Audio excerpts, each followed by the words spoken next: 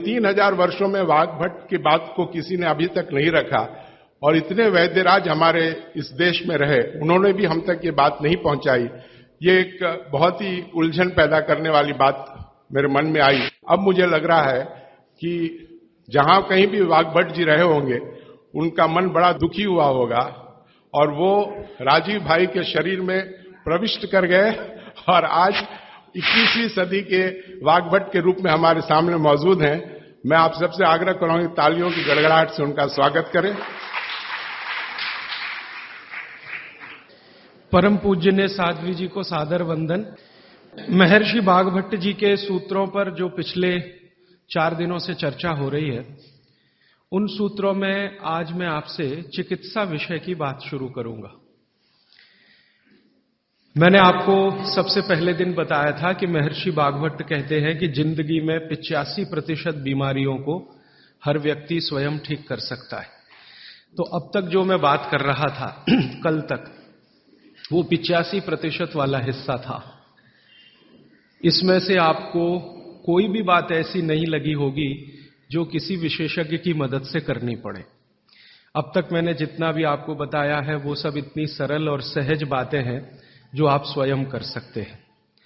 आज मैं आपको 15% वाले हिस्से की बात करूंगा। जो बचा हुआ 15% हिस्सा है जिसमें किसी विशेषज्ञ की जरूरत है, वो वाली बात आपसे शुरू करूंगा। लेकिन आज आप महसूस करेंगे व्याख्यान खत्म होने के बाद कि अरे ये 15% भी हम कर सकते हैं। वाघभट्ट जी की यही खूबी है। वो ये मानते हैं कि दुनिया का हर व्यक्ति विशेषज्ञ हो सकता है, और वो ये भी एक जगह लिखते हैं कि मैं अकेला वाघभट्ट नहीं, मेरे बाद और भी हो सकते हैं। वो ये कहते हैं कि जो व्यक्ति भी अपने शरीर का सूक्ष्म अवलोकन कर सके, ऑब्जर्वेशन, सूक्ष्म माइक्रो लेवल पे, वो सभी विशेषज्ञ हो सकते हैं। तो विशेषज्ञ चिकित्सा के स्तर पर आज मैं उनका एक अध्याय आपके सामने लेता हूं। ऐसे उन्होंने लगभग 40 से ज्यादा अध्याय लिखे हैं, उसमें से एक मैं शुरू करता हूं। वाघभट्ट जी ये कहते हैं कि जब विशेषज्ञ चिकित्सा की बात आए, गंभीर रोग जैसे कैंसर है, डायबिटीज है, अर्थराइटिस है, तो इसमें वो कहते हैं कि भगवान ने, प्रकृति ने ऐसी व्यवस्था बनाई है कि विशेष गंभीर रोगों की चिकित्सा भी आप बहुत आसानी से, सहजता से कर सके। उसमें से उन्होंने एक जगह लिखा है कि इस पूरे ब्रह्मांड में, पूरी प्रकृति में ऐसी कई चीजें हैं जो एक साथ वात, पित्त और कफ तीनों को ठीक करने की शक्ति रखती है। एक साथ बहुत कम चीजें ऐसी हैं प्रकृति में जो वात, पित्त, कफ तीनों को एक साथ ठीक रखें। कुछ चीजें ऐसी हैं जो वात को अच्छा रखेंगी, कुछ चीजें ऐसी हैं जो पित्त को अच्छा रखेंगी, कुछ चीजें ऐसी हैं जो कफ को अच्छा रखेंगी। वात को अच्छा रखने वाली सबसे अच्छी चीज जो आपके घर में है वो है तेल। तेल तेल वो जिसमें आप सब्जियां बनाते हैं। तेल वो जिसमें आप सब्जियां बनाते हैं। तो सबसे अच्छी चीज वो बोलते हैं कि तेल है, जो वात को हमेशा समभाव में रखता है, समानता में रखता है, वात को बढ़ने नहीं देता। लेकिन उन्होंने एक शब्द पर जोर दिया है कि तेल का माने शुद्ध तेल। अब ये शुद्ध तेल उन्होंने लिखा 3500 साल पहले। आज के विश्लेषण में अगर हम ध्यान दें तो शुद्ध तेल का माने तेल की घानी से निकाला हुआ सीधा सीधा तेल, बिना कुछ मिलाए हुए सीधा सीधा तेल, कोई भी मशीन से निकाला हुआ सीधा सीधा तेल, उसमें कुछ नहीं मिलाया, मतलब नॉन रिफाइंड तेल। नॉन रिफाइंड तेल। अगर आप तेल खा रहे हैं तो वाघभट्ट जी का निवेदन है कि आप तेल शुद्ध खाइए, माने रिफाइंड तेल मत खाइए, डबल रिफाइंड तेल मत खाइए। अब आप कहेंगे जी क्यों नहीं खाएं, डॉक्टर तो यही बोलते हैं कि रिफाइंड खाओ, डबल रिफाइंड खाओ तो आपको हृदय घात नहीं आएगा, वगैरह वगैरह। ये जो रिफाइंड तेल है, मैंने इनको देखा है कैसे रिफाइंड किया जाता है। आप भी देख लें, कभी मौका मिले तो बहुत अच्छा होगा। किसी भी तेल को रिफाइंड करने में 6 से 7 केमिकल इस्तेमाल होते हैं और डबल रिफाइंड करने में 12 से 13 केमिकल इस्तेमाल होते हैं। वो सब केमिकल मनुष्य के द्वारा बनाए गए हैं प्रयोगशाला में, भगवान का बनाया हुआ एक भी केमिकल तेल को रिफाइंड नहीं कर सकता। भगवान का बनाया हुआ माने प्रकृति का दिया हुआ, जिसको आप अंग्रेजी में कहते हैं ऑर्गेनिक। ऑर्गेनिक एक भी केमिकल नहीं है जो तेल को साफ कर सके, एक भी केमिकल दुनिया में नहीं। जितने भी केमिकल तेल को साफ करने के लिए उपयोग किए जाते हैं वो सब इनऑर्गेनिक है, और इनऑर्गेनिक केमिकल ही दुनिया में जहर बनाते हैं, और उनका कॉम्बिनेशन जहर की तरफ ही लेके जाता है। आज की दुनिया में मॉडर्निज्म के नाम पर, आधुनिकता के नाम पर जितने इनऑर्गेनिक केमिकल्स जगह जगह इस्तेमाल हो रहे हैं, वो सब आपको धीरे धीरे उस तरफ ले जा रहे हैं जहां आप जहर अपने ही शरीर में पैदा कर दें। इसलिए रिफाइंड तेल, डबल रिफाइंड तेल गलती से भी मत खाइए। भागवत जी कहते हैं कि जिंदगी भर वात को ठीक रखना है, जिंदगी भर। तो वात को ठीक रखने के लिए सबसे सरल चिकित्सा वो बोलते हैं वो तेल का ही है। वो कहते हैं शुद्ध तेल खाइए। शुद्ध तेल माने घानी से निकाला हुआ तेल। अब आपके मन में दो प्रश्न आएंगे तुरंत कि शुद्ध तेल में तो बास बहुत आती है। हां, सीधा प्रश्न। दूसरा प्रश्न आएगा, जी शुद्ध तेल बहुत चिपचिपा होता है, गाढ़ा होता है, चिपचिपा होता है, और बास अलग से आती है। हम लोगों ने जब शुद्ध तेल पर भारत देश के कुछ वैज्ञानिकों की मदद से काम किया, एक तरह से कहें रिसर्च किया, तो पता चला कि तेल का जो चिपचिपापन है वो उसका सबसे महत्वपूर्ण घटक है। तेल में बहुत कुछ होता है, जैसे मैंने आपको पहले दिन बताया ना, मिट्टी में माइक्रो न्यूट्रिएंट्स है, कैल्शियम है, आयरन है, सिलिकॉन है, कोबाल्ट है, ऐसे तेल में भी है, हर चीज में है। तो तेल का जो सबसे महत्वपूर्ण हिस्सा है वो उसका चिपचिपापन ही है। और जैसे ही तेल में से ये चिपचिपापन निकाला तो पता चला वो तेल ही नहीं बचा। तेल जिस चीज के लिए खाया जाता है वो बचा ही नहीं, वो हिस्सा ही गायब हो गया। फिर हमने देखा कि तेल में जो बास आ रही है, बास, वो उसका प्रोटीन कंटेंट है। तेल में प्रोटीन बहुत है। जैसे आपने सुना है दालों में प्रोटीन होता है, दालों में प्रोटीन सबसे ज्यादा है, भगवान का, ईश्वर का दिया हुआ। दालों के बाद दूसरे नंबर पर जो प्रोटीन सबसे ज्यादा है वो तेलों में है। तो आप जो तेल में देख रहे हैं कि उसकी बास है, वो बास जो है ना, उसका ऑर्गेनिक कंटेंट है प्रोटीन के लिए। 4-5 तरह के प्रोटीन है सभी तेलों में। आप जैसे ही तेल की बास निकालेंगे उसका प्रोटीन वाला घटक गायब हो जाता है। अब बास निकाल दिया तो प्रोटीन निकल गया, और चिपचिपापन निकाल दिया तो उसका जो फैटी एसिड है वो गायब। अब ये दोनों ही चीजें गायब हो गई तो तेल नहीं रहा, वो पानी है एक तरह से। इसलिए भागवत जी ने सूत्र लिखा कि जिंदगी भर वात की चिकित्सा अगर आपको करनी पड़ जाए तो बेहतर है कि आप शुद्ध तेल खाएं तो वात की चिकित्सा ही ना करनी पड़े। और मैंने आपको सबसे पहले दिन बताया था कि दुनिया में सबसे ज्यादा रोग वात के ही हैं, सबसे ज्यादा रोग। ये घुटने दुखना से लेकर कमर दुखना, हड्डियों में दर्द, ये वात के तो रोग है ही। सबसे खतरनाक वात का रोग है हार्ट अटैक, हृदयघात। सबसे खतरनाक बात का रोग है पैरालिसिस। सबसे खतरनाक बात का रोग है ब्रेन का डैमेज हो जाना। तो ये खराब से खराब जो रोग आपकी जिंदगी में है, इनमें वात के खत्म हो जाने की या वात के पूरी तरह से बिगड़ जाने की भूमिका सबसे बड़ी है। फिर मैंने देखना शुरू किया कि हिंदुस्तान में ये रिफाइंड तेल कब से आए। आज से 50 साल पहले तो कोई जानता नहीं था कि रिफाइंड तेल क्या होता है। ये पिछले 20-25 वर्षों में आए हैं रिफाइंड तेल। कुछ कंपनियां निकली इस देश में, कुछ विदेशों से आई, कुछ हिंदुस्तानी कंपनियां, दोनों ने मिलकर रिफाइंड तेल का चक्कर चलाया। रिफाइंड तेल बहुत अच्छा है, बहुत अच्छा है। अब ये बहुत अच्छा उन्होंने कहा, किसी ने माना नहीं, तो डॉक्टरों से कहलवाया, बहुत बड़े बड़े डॉक्टरों से कहलवाया। जो डॉक्टर अपने मरीजों को कहते हैं कि भैया तेल हमेशा रिफाइंड ही खाना, ये वाला तेल लाना, वो वाला तेल लाना, अलग अलग ब्रांड के है ना, सफोला ले आना, सनफ्लावर ले आना, ये ले आना, वो ले आना। इन डॉक्टरों के साथ मैंने जब वार्ताएं करना शुरू किया, खासकर बंबई के कुछ डॉक्टरों को, जो हर समय ये प्रेस्क्रिप्शन के साथ कहना नहीं भूलते कि तेल सफोला का ही खाना या तेल ये ही खाना। तो मैंने कहा डॉक्टर साहब, सफोला से आपका क्या रिश्ता है, जो आप हर मरीज को कहते हैं तेल सफोला का ही खाना? ये क्यों नहीं कहते तेल तिल का ही खाना? ये क्यों नहीं कहते तेल नारियल का ही खाना? ये क्यों नहीं कहते तेल मूंगफली का ही खाना? ये सफोला कहां से आ गया? हमारे यहां तो नारियल का तेल होता है, मूंगफली का तेल होता है, तिल का तेल होता है, सफोला का तेल ये हिंदुस्तान का। तो वो डॉक्टर तो नहीं बताते, लेकिन उनकी पत्नियां बताती हैं कि वो सफोला वाला आता है ना, तो डॉक्टर साहब को कभी रेफ्रिजरेटर दे जाता है, कभी टेलीविजन दे जाता है, कभी डॉक्टर साहब और मुझे मिला के नेपाल की यात्रा करा देता है, कभी हमारे बच्चों के साथ हमको अफ्रीका की सफारी दिखा देता है। तो ये है चक्कर सारा, कि एक तरह से किकबैक डॉक्टर साहब को प्रत्यक्ष और परोक्ष रूप से मिल रही है, इसलिए डॉक्टर साहब बार बार कह रहे हैं कि सफोला का तेल खाना। अब ये सफोला का तेल हमने लेकर टेस्ट किया लेबोरेटरी में। सूरजमुखी का तेल जो अलग अलग ब्रांड का है वो टेस्ट किया लेबोरेटरी में।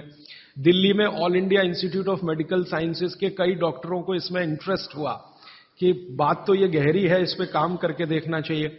तो वो डॉक्टरों ने जो कुछ भी निकाल के दिया है रिसर्च के रूप में, है तो बहुत मोटा हिस्सा, अगर बात करूं तो बहुत दिन बीत जाएंगे, उसका निष्कर्ष एक वाक्य में बता देता हूं कि तेल में जैसे ही आप बांस को निकालेंगे और उसका चिपचिपापन हटाएंगे, वो तेल ही नहीं रहता, तेल के सारे महत्वपूर्ण घटक निकल जाते हैं।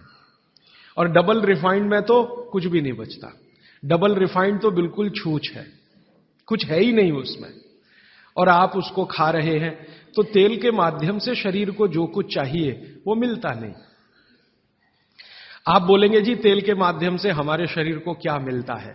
मैं बार बार एक शब्द पे आपको ध्यान लाया, HDL, हाई डेंसिटी लिपोप्रोटीन। ये तेलों में से ही आता है आपके शरीर में। वैसे तो ये लीवर में बनता है, लेकिन तेल खाएं तब, खाएंगे नहीं तो बनेगा नहीं है। तो शुद्ध तेल आप खाएं तो आपके लीवर की मदद से HDL आपके शरीर में बेहतरीन स्थिति में रहे। और ये HDL ही है जो आज की रिसर्च बताती है जो वात को कंट्रोल कर सकता है, HDL ही है। तो आधुनिक विज्ञान का ये HDL और 3500 साल पहले के विज्ञान बाघभट्ट चिकित्सा का तेल, ये दोनों एक ही चीजें हैं। तो आप शुद्ध तेल खाएं तो HDL अच्छा रहे, HDL अच्छा रहे, जिंदगी में हार्ट अटैक आने की कोई संभावना नहीं। आप निसंकोच अपना जीवन बिताइए। फिर एक और महत्व की बात, हमने हमारे कुछ दोस्त लोग हैं इस अभियान में जुड़े हुए, उनके ऊपर एक्सपेरिमेंट किए। खासकर छत्तीसगढ़ में हमारे कुछ मित्र हैं। मैंने कहा भाई आप ऐसा करो, चिकित्सा करनी है तो बाघभट्ट की करो। हाँ ठीक है करेंगे। तुम डॉक्टर बंद कर दो। हाँ बंद कर देंगे। तो ऐसे हमने कुछ हमारे दोस्त इकट्ठे किए जिनको बहुत ज्यादा समस्या है कोलेस्ट्रॉल की, बहुत ज्यादा समस्या है ट्राइग्लिसराइड की, बहुत ज्यादा समस्या है हाई बीपी की। ऐसे कुछ लोग इकट्ठे किए। और छत्तीसगढ़ में ये इसलिए किया कि छत्तीसगढ़ भारत में ऐसा एक राज्य है जहां शुद्ध तेल अभी भी मिलता है। गांव गांव में तेल निकालने वाली घानियां हैं, आसानी से तेल उपलब्ध है, और आसानी से सरसों भी उपलब्ध है, मूंगफली भी उपलब्ध है। तो वहां करने का ये एक ही प्रयोजन था। और ये लगभग हम 3-3.5 साल से कर रहे हैं। अभी भी ये चालू है, हमारा काम बंद नहीं हुआ है। तो वहां हमने जिन जिन लोगों को शुद्ध तेल पर लाया उनका ये बंद करा दिया, रिफाइंड और डबल रिफाइंड, और शुद्ध तेल पर वो आते गए।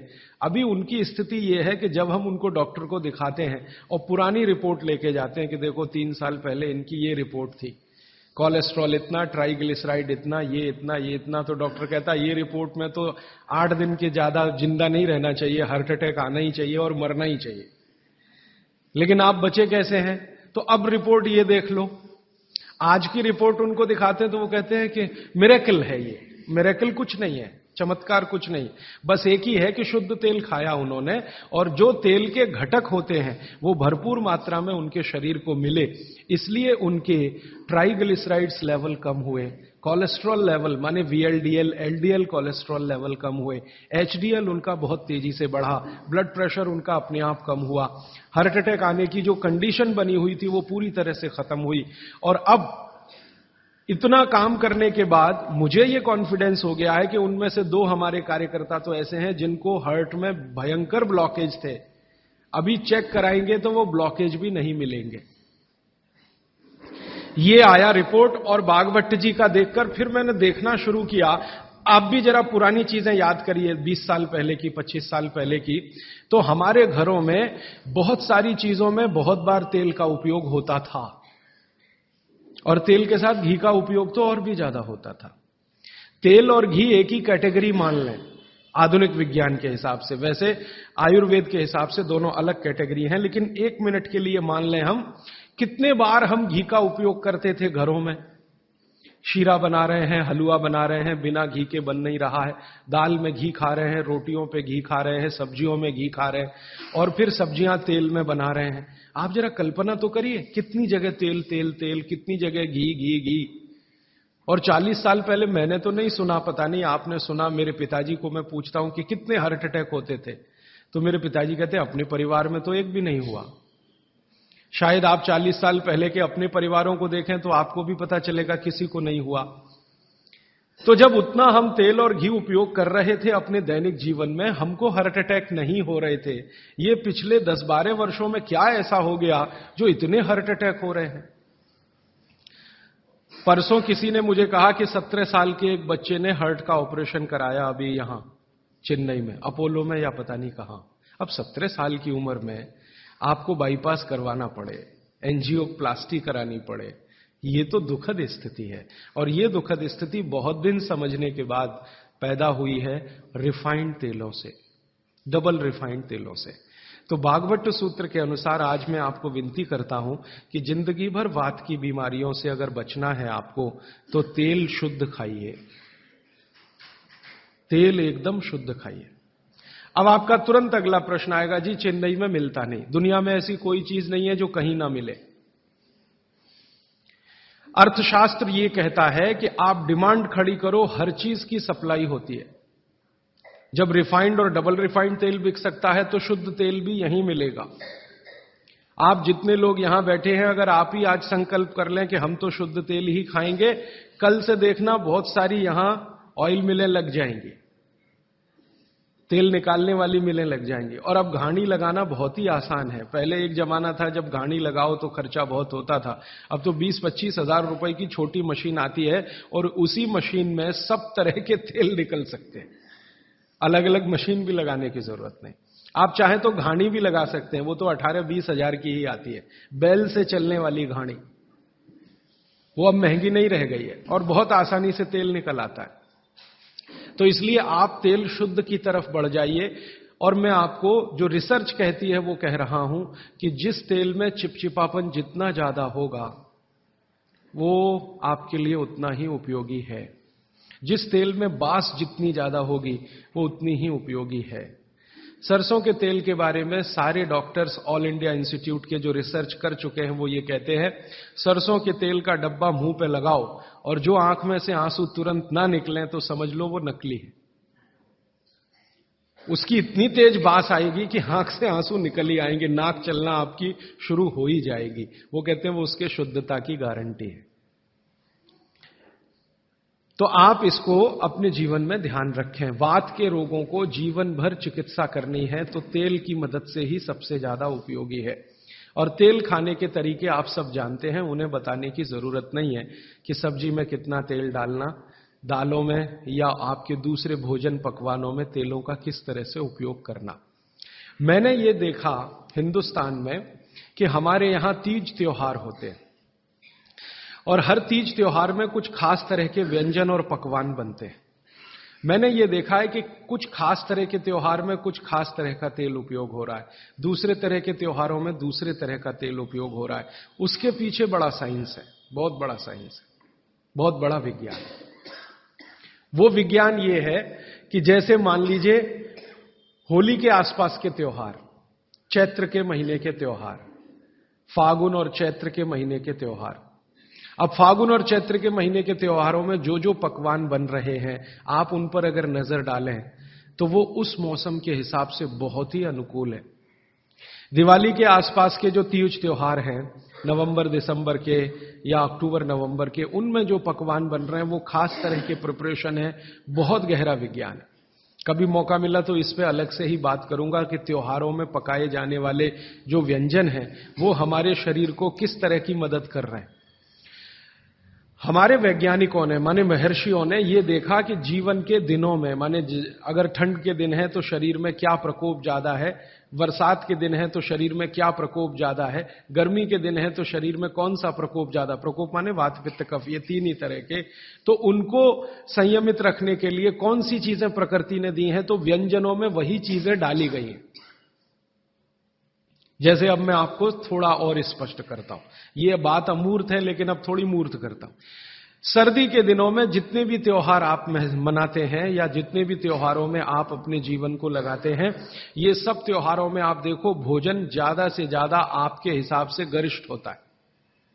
प्रिपरेशन कुछ इस तरह के होते हैं, जैसे आप तिल खा रहे हैं, सर्दी के दिनों में भरपूर तिल खाया जाता है और तिल के तरह तरह के व्यंजन बनाए जाते हैं। अगर आप गुजरात में रहते हैं तो अड़दिया खाया जाता है, अड़दिया। दुनिया का इससे अच्छा शायद कोई पकवान ना हो, अड़दिया जिसको कहा जाता है, उड़द की दाल का बनता है अड़दिया। ऐसे ही राजस्थान के कुछ इलाकों में विशेष पकवान है, ऐसे उत्तर प्रदेश के इलाकों में कुछ पकवान है। लेकिन अगर महसूस करें तो ये सब भारी हैं, भारी गुरुत्व है इसमें। वाग्भट्ट जी ने एक शब्द इस्तेमाल किया, गुरुत्व वाले पदार्थ, माने भारी हैं, आसानी से नहीं पचते, धीरे धीरे पचते। अड़दिया तो आसानी से नहीं पचेगा, तिल की चीजें भी आसानी से नहीं पचने वाली हैं। लेकिन जिन दिनों में हम ये खा रहे हैं उन दिनों में शरीर के लिए यही अच्छा है कि कोई चीज आसानी से ना पचे, धीरे धीरे पचे, देर में पचे। क्यों? अब ये ठंडी के दिन होते हैं, तो ठंडी के दिनों में शरीर में पित्त जो है ना थोड़ा कम होता है, पित्त थोड़ा कम होगा, वात ज्यादा बढ़ा हुआ रहेगा और कफ सबसे ज्यादा बढ़ा हुआ रहेगा ठंड के दिनों में।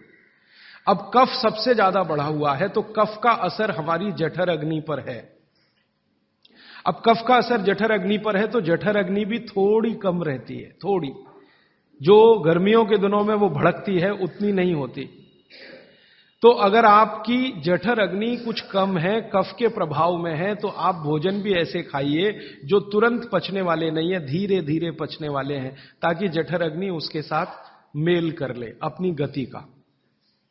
ऐसे समझ लो जठर की गति कम होती है तो खाया जाने वाला खाना भी कम गति से पचने वाला हो तो बहुत अच्छा है। तो सोच समझकर यह तय किया गया कि सर्दी के दिनों में तिल खाना है, सर्दी के दिनों में मूंगफली खानी है, सर्दी के दिनों में गुड़ खाना है, सर्दी के दिनों में घी सबसे ज्यादा खाया जाता है। और आपने अक्सर वैद्यों से सुना होगा सेहत बनानी है तो यही दिन सबसे अच्छे हैं, माने खूब अच्छा अच्छा खाओ। और भगवान का दिया हुआ भी इन महीनों में भरपूर होता है। तिल भी इन्हीं महीनों में आते हैं, मूंगफली भी नई इन्हीं महीनों में आती है, चने भी इन महीनों में नए आते हैं। तो अच्छा खाना खाने का समय यही माना जाता है सर्दियों का। और अच्छा खाना वो जो गुरुत्व वाला है, गुरुत्व वाला वो जो थोड़ा धीरे धीरे धीरे धीरे पचता है। तो कितना बड़ा मेल बिठाकर हमारे लोगों ने हमारे व्यंजनों को त्योहारों के साथ जोड़ा। गर्मी के दिनों में उल्टा होता है, गर्मी के दिनों में आपका पित्त भड़कता है, माने अग्नि तीव्र है, तो आप ऐसा खाना खाओ जो जल्दी हजम हो जाए। बारिश के दिनों में सम रहता है, पित्त जो है बहुत ही कम होता है, तो बारिश के दिनों में यह कहा जाता है कि भैया सबसे हल्का खाना खाओ बारिश के दिनों में, क्योंकि पित्त उस समय सबसे कम है। और कई बार तो कहते हैं जी एक ही बार खा लो तो अच्छा है बारिश के दिनों में। और जैन समाज वाले तो जानते हैं कि बारिश के दिनों के खाने में बहुत रिस्ट्रिक्शन है। क्यों जी? ऐसा खाना तो आप खा ही नहीं सकते जिसमें पानी बहुत हो, क्योंकि शरीर में ही पानी बहुत होता है उस समय, प्रकृति के हिसाब से शरीर चलता है। तो बारिश के दिनों में अक्सर आपने सुना है जैन साधु संतों के मुंह से कि हरा पत्ती का सब्जी मत खाओ, हरा सब्जियां मत खाओ, ये वगैरह वगैरह। हरे पत्ती की सभी सब्जियां बहुत पानी भरी पानी शरीर में ही पहले से ज्यादा है, क्योंकि बारिश में नमी ज्यादा है। तो आप ज्यादा पानी के शिकार होंगे। ज्यादा पानी भी अच्छा नहीं है, कम पानी भी अच्छा नहीं है। तो इसलिए साधु संत जो कहते हैं वो भी कुछ विज्ञान के आधार पर कहते हैं।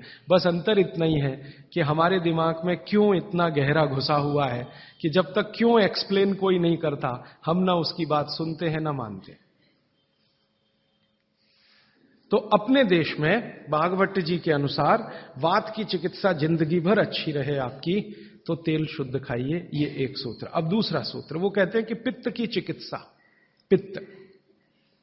पित्त जिंदगी भर आपका ठीक रहे, आपको तकलीफ ही ना आए, तो कहते हैं देशी गाय का घी खाइए।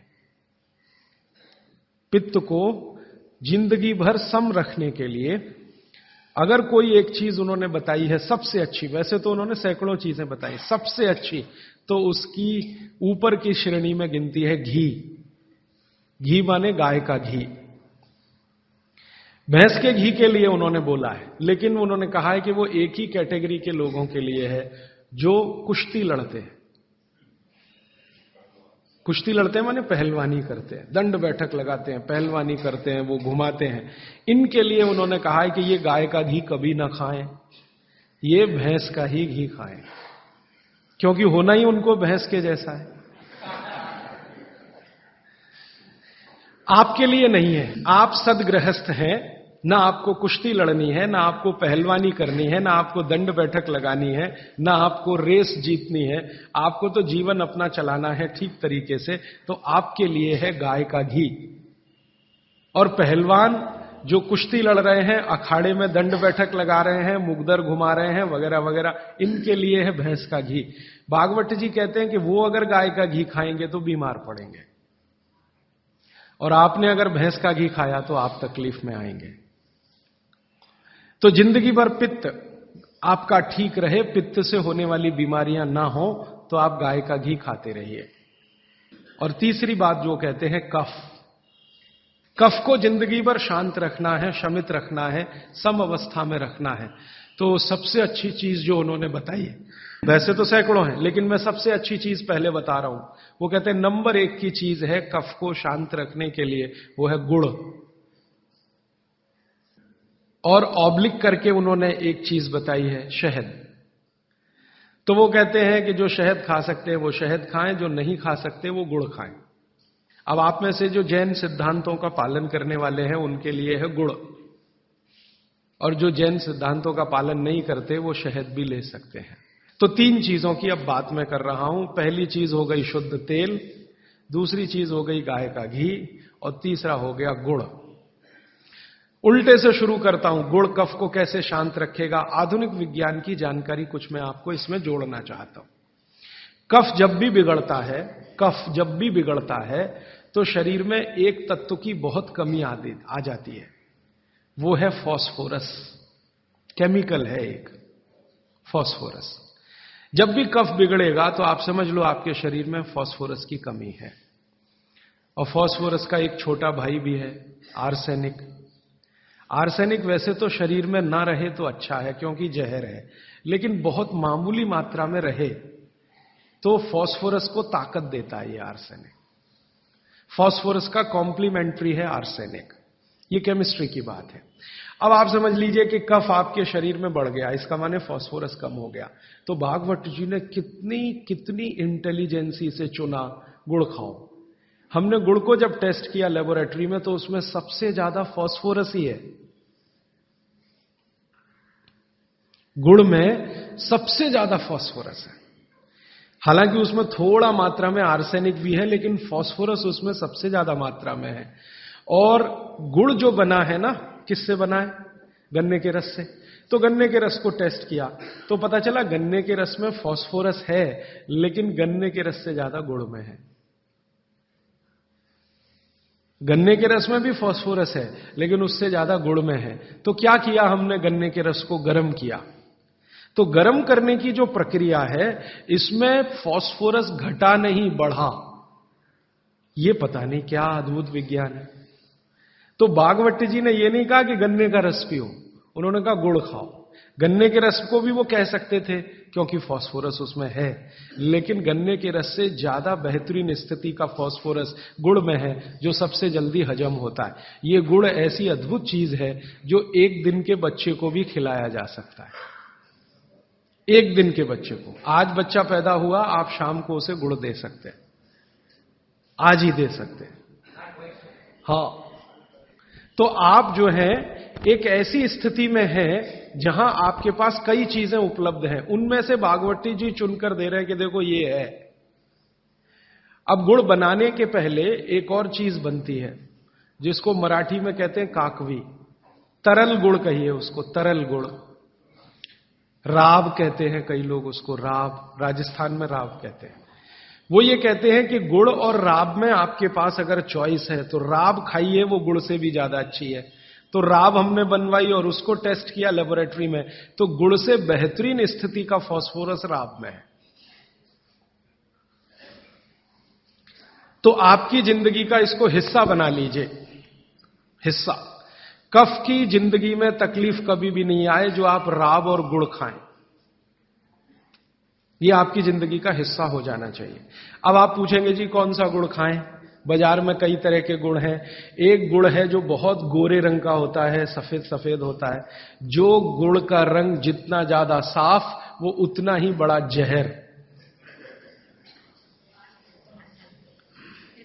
आप कहेंगे जी ये गुड़ तो बहुत ही बढ़िया, एकदम सफेद। ये सफेद रंग के चक्कर में हम बर्बाद हो गए। जब से अंग्रेज आए ना, हमारे दिमाग में भूत घुस गया, हर चीज हमें गोरी चाहिए, हर चीज गोरी, हर एक रंग सफेद चाहिए। हां, मैं रविवार का अखबार जब पढ़ता हूं ना तो मैट्रिमोनियल कॉलम्स आते हैं, सबको गोरी पत्नी चाहिए, भले चाहने वाला चिक्कट काला हो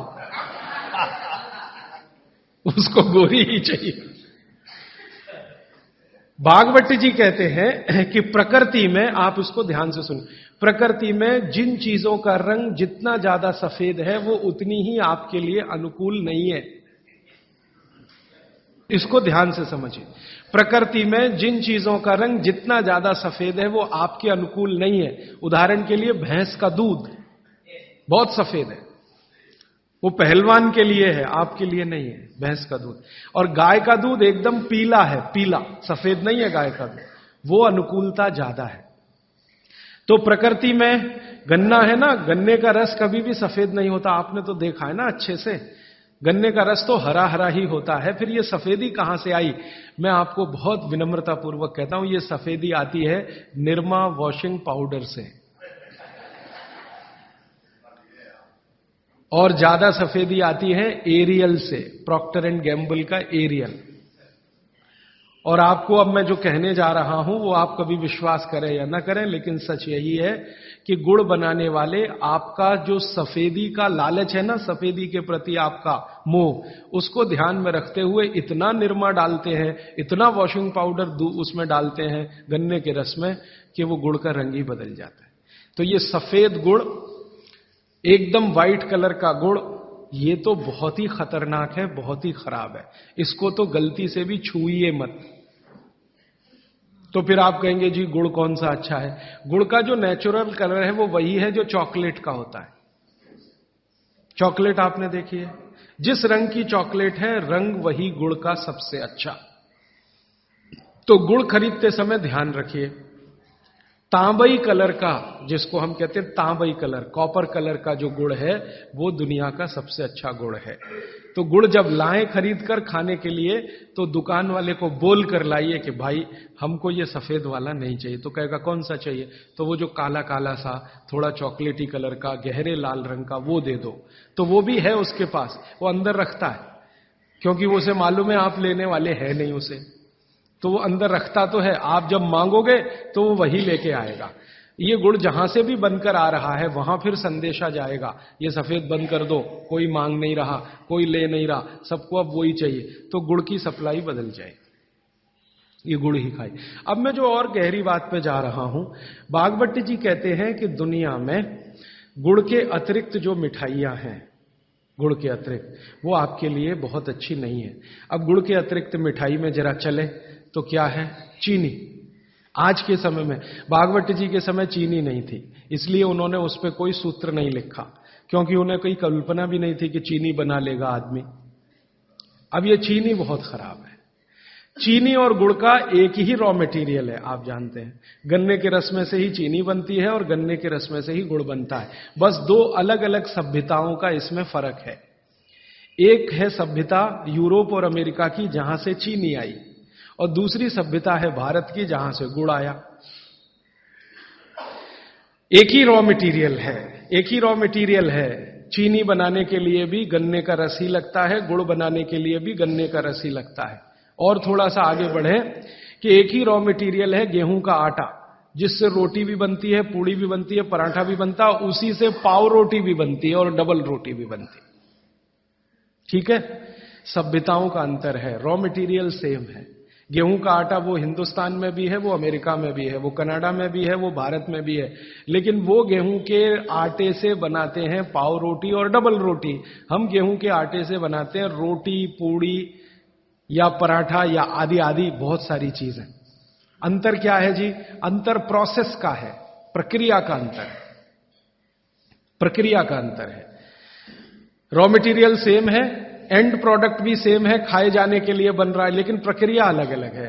वो रोटी बनाएंगे तो पहले आटे को सड़ाएंगे, फर्मेंट करेंगे, और आटे को सड़ा सड़ा के पुराना पुराना कर करके फिर उसमें से पाव रोटी ही बनेगी। रोटी तो बन नहीं पाएगी, क्योंकि आटे के फर्मेंटेशन के बाद रोटी बनना मुश्किल होता है उसमें।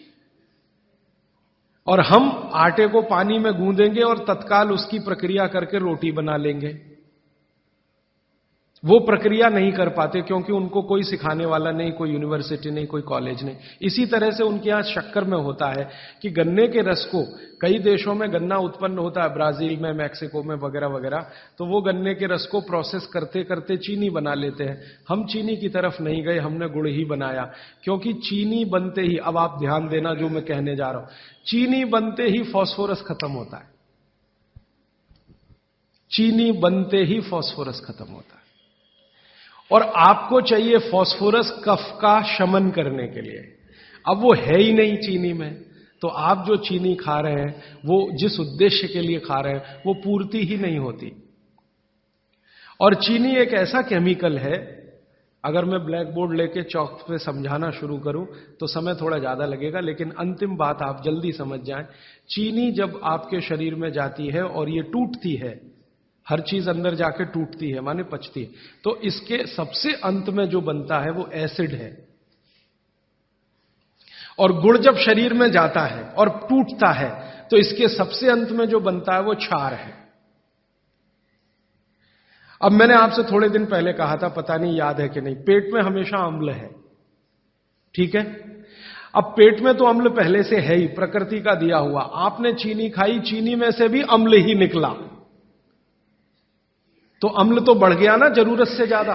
और ये बढ़ा हुआ अम्ल अगर पेट में आपके है तो ये खून में भी जाएगा, आप इसे रोक नहीं सकते, क्योंकि पेट में जो है वो खून में भी जाएगा। और खून में अम्ल बढ़ता ही गया। रोज आपने 1 चम्मच चीनी खाई, 2 चम्मच चीनी खाई, 3 चम्मच चीनी खाई, हर दिन उसमें से अम्ल निकल रहा है, और पेट का अम्ल भी उसमें जुड़ रहा है, फिर निकल रहा है, फिर जुड़ रहा है, फिर निकल रहा है। फिर 10 साल का हिसाब निकालो, 20 साल का निकालो, 30 साल का निकालो, आपका दिमाग घूम जाए। रोज का अगर 2 चम्मच चीनी का हिसाब जोड़ो, वैसे तो जो 2 चम्मच से ज्यादा ही रहती है एक आदमी की जिंदगी में चीनी। दूध में भी चीनी लेते हैं, चाय में भी चीनी लेते हैं, 2 चम्मच रोज की। 2 चम्मच माने हो गई लगभग 10 ग्राम के आसपास। तो 10 ग्राम चीनी रोज की, 1 साल में कितनी, 10 साल में कितनी, 30 साल में कितनी, 40 साल में कितनी, हिसाब निकालोगे ना तो मरते समय तक 1 बोरा चीनी तो कोई भी खा लेता है, 100 किलो तक। अब इतनी चीनी खा के जो एसिड बनेगा वो कहां जाएगा? बेचारा आपका किडनी जितना निकाल सकता है वो निकालने की कोशिश करेगा, लेकिन सब नहीं निकाल पाया, तो ये रक्त में ही रहेगा। और यही एसिड है जो वात के रोग आपको पैदा करेगा। तो इसलिए चीनी और गुड़ एक ही चीज में से बनने वाली 2 मीठी वस्तुएं हैं, लेकिन गुड़ में क्या है? गुड़ जब आप खाएंगे, फास्फोरस किसी भी चीज में रहे, क्षारपन ही रखता है वो उस चीज को, माने उसमें एल्केलाइन की प्रॉपर्टी ही रहती है। तो गुड़ कितना भी खाएंगे क्षार ही बनेगा, और वो क्षार पेट के अम्ल को बैलेंस करता रहेगा। तो पेट की अम्लता बढ़ने नहीं पाएगी, तो जिंदगी आपकी सुखद और निरोगी होती जाएगी। अब इसको और एक तरीके से समझाता हूं। गुड़ और चीनी पे जब हमने एक्सपेरिमेंट किए तो पता चला चीनी को पचाने के लिए पूरे शरीर को वैसी ही ताकत लगानी पड़ती है जैसी ठंडे पानी को पचाने के लिए लगती है। पूरा शरीर झुक जाता है तब चीनी जाके पचती है और सबसे देर में पचती है। आपने जो दाल खाई है वो पच जाएगी, गेहूं पच जाएगा, चना पच जाएगा, मटर पच जाएगी, चीनी सबसे अंत में जाके पचेगी और उसको पचाना पड़ता है। लेकिन गुड़ दुनिया में ऐसी अद्भुत चीज है जो बनाई हिंदुस्तानियों ने कि गुड़ सबको पचा देता है। गुड़ तो सब चीज को पचा देता है, चीनी को पचाना पड़ता है। मेरी बात समझ में आ रही है आपको? गुड़ हर चीज को पचा देगा, खुद ताकत लगा देगा। आपने गुड़ के साथ कुछ भी खाया है वो सब चीजें गुड़ पचा देगा, लेकिन चीनी को पचने के लिए पूरी ताकत लगती है। तो चीनी जब पचेगी तो दूसरी चीजों को तकलीफ कर देती है। तो इसलिए बेहतरीन है कि गुड़ खाइए, जिंदगी भर कफ के रोग आपको नहीं आएंगे। फिर अंत में वही सवाल, मिलता नहीं जी, ये रोना बंद कर दीजिए। दुनिया में हर चीज मिलती है, जहर भी है, अमृत भी है, आपको क्या चाहिए? और आज की दुनिया है ना, आज की दुनिया माने आज का मार्केट, माने आज की इकोनॉमिक्स, वो बायर्स इकोनॉमिक्स है, कंज्यूमर्स इकोनॉमिक्स है। बायर्स मार्केट है, कंज्यूमर मार्केट है। माने जो ग्राहक मांग करेगा वही चीज बाजार में टिकेगी, ग्राहक मांग ही नहीं करेगा तो वो टिकने वाली ही नहीं है। तो आप मांग करना शुरू करो, जी गुड़ चाहिए, गुड़ चाहिए, गुड़ चाहिए, तो आप में से ही कई लोग खड़े हो जाएंगे, बोलो कितना चाहिए। मैं कोल्हापुर जाके आता हूं, गुड़ वाले से बात करके आता हूं, हमारा गुड़ जो है हमें सफेद नहीं चाहिए, हमें तो वो वाला गुड़ चाहिए जो काला का। कोई कहेगा मैं बिहार जाके आता हूं, गुड़ वाले से बात। जहां जहां गुड़ बनने के बड़े केंद्र हैं, बिहार बहुत बड़ा केंद्र है, गन्ना होता है, कर्नाटक में बहुत गन्ना है, महाराष्ट्र तो गन्ने का सबसे बड़ा केंद्र है हिंदुस्तान में। आपका महाराष्ट्र आपके बॉर्डर पे ही है, आंध्र प्रदेश में बहुत गन्ना है, तमिलनाडु में भी गन्ना है, कई इलाके तमिलनाडु में गन्ने के। जहां जहां गन्ना होता है वहां गुड़ बन सकता है। आप गुड़ बनाने वाले को बस संपर्क कर लीजिए कि देख भाई, तू इसमें वॉशिंग पाउडर मत डालना, तू इसमें वॉशिंग पाउडर मत डालना, लगे तो 2 रुपए किलो ज्यादा ले लेना। तो वो जो 2 रुपए किलो का लालच है वो ही उसको ईमानदार बना देगा। आप ले लो उससे। वो कहता है जी मेरा गुड़ 15 रुपए किलो, आपको मैं 17 रुपए किलो ले लूंगा, तुम इसमें ये जहर मत डालना। और वो 2 रुपए किलो आपने जो ज्यादा दिया वो जिंदगी के लिए कोई घटिया सौदा नहीं है, बहुत फायदे का सौदा है। तो गुड़ बनाने वाले इस देश में आज भी हजारों की, लाखों की संख्या में है, गांव-गांव में है। आप उनसे संपर्क कर लीजिए और कोई एक गुड़ का केंद्र ही शुरू कर दीजिए। आपके आपस में सब लोगों को, जितने कम से कम 500-700 लोग यहां बैठे हैं, इतने घरों के लिए गुड़ आ सकता है, जरूरत के हिसाब से आपको उपलब्ध हो सकता है। तो ये मत कहिए कि मिलता नहीं, हर चीज इस देश में मिलती है, छोटे छोटे गांवों में भी उपलब्ध है। कुछ लोग गुड़ खाइए, कुछ लोग काकवी खाइए, माने जिसको राब कहते हैं। जितना जाड़े का समय है ना, नवंबर, दिसंबर, जनवरी, फरवरी तक राब भरपूर खा सकते हैं। दही में राब खाइए, दूध में राब खाइए, हलवा राब का बनाइए, गुड़ का हलवा बनाइए, गुड़ दही में खाइए, गुड़ दूध में खाइए। अब गुड़ को दूध और दही में खाने का नियम है, वो बागभट्ट जी कहते हैं। वो कहते हैं जी दही में मिला के गुड़ खाया जाए, दही में मिला के गुड़ खाइए, दूध में गुड़ कभी मत मिलाइए, दूध में गुड़ कभी मत मिलाइए, दही में मिला के खाइए। तो दूध में कैसे खाएंगे जी? दूध में ऐसे खाएंगे कि पहले गुड़ खा लीजिए, पीछे से दूध पी लीजिए, या दूध पी लिया, पीछे से थोड़ा गुड़ खा लीजिए। दूध में गुड़ मिला नहीं सकते, और दही में कभी भी बिना मिलाए मत खाइए। आप में से कोई बिहार वाले हैं ना, तो वहां पर एक बहुत बढ़िया व्यंजन मिलता है, उसका नाम है दही चूड़ा। दही चूड़ा ही कहते हैं, चूड़ा। ये मिथिला में मैंने खाया और ऐसा अद्भुत है जो दुनिया में शायद कहीं ना हो। मिथिला में, मिथिला माने एक एरिया है बिहार का, करीब 8-10 जिले उसमें आते हैं। उन जिलों में जब भी आप जाएं तो मेहमान को वही परोस के लाते हैं। तो मैं भी मेहमान जैसा ही रहता हूं, तो मुझे हर घर में दही चूड़ा मिलता है। तो वो दही डाल के लाते हैं, ऊपर से गुड़ डाल के लाते हैं, दही के ऊपर गुड़ रहेगा। तो मैंने कई बार कहा कि अलग प्लेट में गुड़ ले आओ, तो वो कहते नहीं नहीं, आपको फिर खाना नहीं आता दही चूड़ा। तो पहले मुझे सच में नहीं मालूम था। अब जब ये मुझे पता चला बाघभट्ट चिकित्सा का, तब मेरी अकल में आया कि वो सब बाघभट्ट के चेले हैं। दही में गुड़ मिला के पहले से ही चिवड़ा पे रख के लाते, तो दही में गुड़ मिला के ही खाइए। अगर आप दही खा रहे हैं तो गुड़ मिला के ही खाइए, तो दही के कई दोष जो आपके लिए अनुकूल नहीं है वो भी खत्म हो जाते हैं। और दूध में गुड़ कभी भी मत मिलाइए। एक जगह तो वो ये कहते हैं कि दूध खाली पी लीजिए, गुड़ आगे पीछे खा लीजिए, वो ज्यादा बेहतर है। तो गुड़ खाइए, मेरा कहने का मतलब ये है। अब गुड़ के कितने प्रिपरेशन है हमारे घर में? गुड़ का तिल का प्रिपरेशन एक है, तिल पट्टी कहते हैं, गजक, गजक। तो भरपूर गजक खाइए। क्यों खाइए जी? तिल है और गुड़ है। गुड़ में जो केमिकल है ऑर्गेनिक, तिल में लगभग वही सब है जो गुड़ में है। तिल भी क्षारीय है, गुड़ भी क्षारीय है, और दोनों क्षारीय चीजें खाएंगे तो पेट के अम्ल को बैलेंस करती रहेंगी। तो तिल गुड़ रोज खाइए, माने तिल की पट्टी बनाइए, गजक बनाइए, नहीं तो तिल का लड्डू बनाइए, गुड़ के साथ बनाइए। फिर इसी तरह से मूंगफली है, मूंगफली भी क्षारीय है और गुड़ भी क्षारीय है, तो मूंगफली और गुड़ मिला के वो पट्टी आती है, वो खाइए, बच्चों को खिलाइए। और आपके पास जो भी प्रिपरेशन है गुड़ तिल के, गुड़ मूंगफली के, वो सब बनाइए। और ये जो 3-4 महीने हैं, नवंबर, दिसंबर, जनवरी, फरवरी तक भरपेट खाइए, भरपूर खाइए, क्योंकि इस समय आपके शरीर को इन्हीं की जरूरत है। तो कफ जिंदगी से बहुत दूर रहेगा। तिल खा रहे हैं, गुड़ खा रहे हैं, मूंगफली खा रहे हैं, कफ बढ़ने की बिल्कुल संभावना नहीं, तो जिंदगी में कफ के रोग आने की संभावना नहीं। अब जानते कफ का सबसे खराब रोग क्या है? मोटापा। मोटापा कम करना है तो भरपेट गुड़ खाइए, भरपेट तिल खाइए, भरपेट मूंगफली खाइए, मोटापा भी कम हो जाएगा। हां, आपको डर है ना, तिल खाएंगे जी उसमें से तेल है। तेल तो है तिल में, लेकिन वो HDL वाला, LDL वाला नहीं है, VLDL। ये मोटापा जो है ना, वो VLDL और LDL का चक्कर है। HDL जैसे ही बढ़ेगा, मोटापा अपने आप कम होगा, पेट अंदर ही जाएगा। आप में से कोई भी मेरे कहने पर 3 महीने एक एक्सपेरिमेंट कर लीजिए। तिल चबा चबा के खाइए, खाने के बाद 3 महीने के बाद वजन नापेंगे, 8-10 किलो कम मिलेगा, कम से कम इतना कम मिलेगा। खाना खाया, खाने के बाद आप सौंफ खाते हैं ना, सौंफ की जगह तिल खाइए। और काला खाया तो और ज्यादा वजन कम मिलेगा। काला तिल एक है, सफेद। काले की गुणवत्ता सफेद से भी ज्यादा है।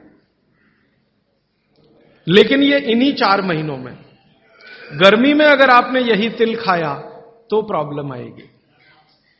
भागवत जी कहते हैं कि तिल खाने का सबसे अच्छा समय वही है जो आज चल रहा है, ये फरवरी तक चलेगा। तो फरवरी तक, और कभी बहुत ज्यादा लिबरल हो तो होली के दिन तक वो कहते हैं तिल खाने का समय है। होली होते ही तिल कम करिए या खत्म करिए। फिर कुछ और चीज आएगी, वो क्या आएगी वो मैं बता दूं, लेकिन आप ये करके देख लीजिए।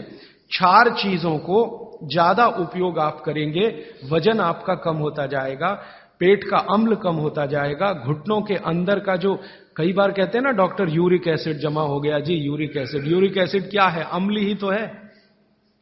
तो ये यूरिक एसिड आपको कम करना है, तो गांठ के सब जो माने जोड़ों के दर्द आपको कम करने हैं, तो इनके लिए ये सब चिकित्सा बताई है। तिल है, गुड़ है, और मैंने एक चीज बोली थी कि अगर आप जैन नहीं हैं तो शहद है। शहद में भागवत जी कहते हैं छोटी मधुमक्खी का शहद, बड़ी का नहीं। तो शहद लाएं तो उसको पूछ लीजिए। तो एक हिस्सा हो गया कफ का। अभी दूसरा पित्त का हिस्सा। पित्त का हिस्सा बहुत क्लियर है, एकदम स्ट्रेट फॉरवर्ड है कि घी ज्यादा खाएंगे पित्त आपका हमेशा सम रहेगा। और ज्यादा घी खाने का जो समय है वो बारिश के दिनों में और ये जो गर्मी के दिन होते हैं ना, उस समय घी ज्यादा खाइए ताकि पित्त को कंट्रोल करके रखे। और वात के लिए मैं पहले ही बता चुका हूं, शुद्ध पित्त। अभी ये जितनी बात है आप सोचो कितनी सरल है। बस हमें अपनी जीवन शैली में थोड़ा बदलाव करना है। जीवन शैली में बदलाव से पहले मन में संकल्प लेना है कि जी हम तो ऐसे ही चलेंगे, दुनिया जिधर जाए जाए, हमें उससे मतलब नहीं, हम तो ऐसे चलेंगे। तो ये 3 चीजें अगर आपने देख ली तो बहुत अच्छा है। अब थोड़ा आगे चलें। अब और दूसरी चीजों पे मैं चलता हूं कि और कौन कौन सी चीजें हैं जो आपके आसपास हैं और आपके वात पित्त कफ तीनों को सम पे लाने में मदद कर सकती है। ये तीनों समभाग में रहें तो अच्छा होता है। और कौन कौन सी चीजें हैं? तो बागवती जी कहते हैं रसोई के बाहर जाने की जरूरत ही नहीं, सब वहीं है। भागवत जी ने एक सूत्र लिखा है, दुनिया का सबसे बड़ा औषधि केंद्र हमारा रसोई घर है। सबसे बड़ा औषधि केंद्र रसोई घर है। अब दुर्भाग्य से हम रसोई में जिनको मसाला कहते हैं ना, मसाला, वहां मसाला कुछ नहीं है, सब औषधि है। मसाले का और औषधि का अंतर मालूम है?